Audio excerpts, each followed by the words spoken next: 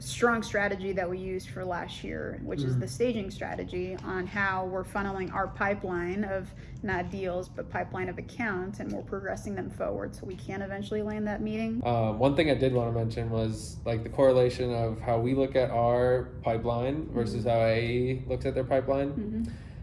Ours is, we have a pipeline of prospects, not of potential deal value or potential opportunities. Those prospects are who we can close our meetings with.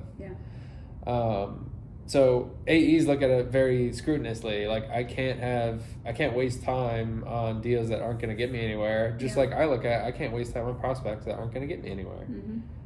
Of course, it's a little different.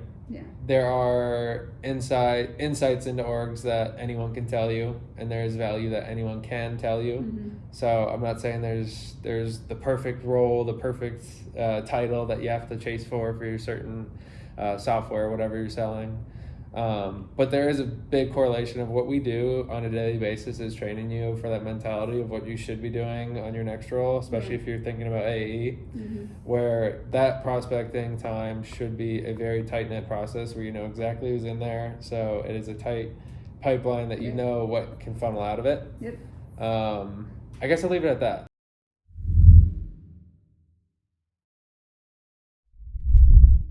Once you call through someone that doesn't have influence, now you've got meat and potatoes around what type of pain that they're experiencing with their current software, their current solution that you're trying to hopefully replace. Now, what is the conversation like when you do speak to some of those decision makers, part of the buying committee?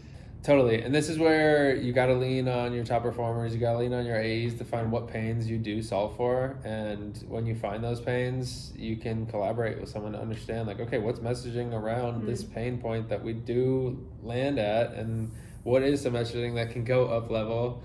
That's if you're brand new, still trying to understand things. If you do know those pains, you front end that and you lead with that, and you say, hey, you don't have to call it names. If you do get permission to get names, great. But hey, Bri, I just talked to Brandon. I was planning to reach out to you because I noticed you guys were using ServiceNow today, had some pain points around XYZ. I ended up calling some folk over there. It sounds like that was confirmed with this and this. That is much more powerful of an opener and much more receptive, higher percentage of a conversation rate if you show, I haven't just done my homework. I've talked to your org. I've talked to people using the tool. I know, I feel like I know a good idea of what we could do together and see if that's worth a conversation. I mean, that sounds like such a, more powerful, intentional conversation with the decision maker that would set you apart from all of the other 30 BDRs that are just trying to pitch them why their software and their company is the best. Yeah, it's focusing on them, their needs, and honestly, I mean, in 2023, maybe 5 or 6 times out of my 60-ish book meetings did I mention Freshworks. It was just such a secondary thought. It was just, we were focusing on your needs. Oh, funny, that's exactly what we solve for. Out of respect to your time, are you open to setting up like 30 minutes later on today? We actually have some time at 1. Great.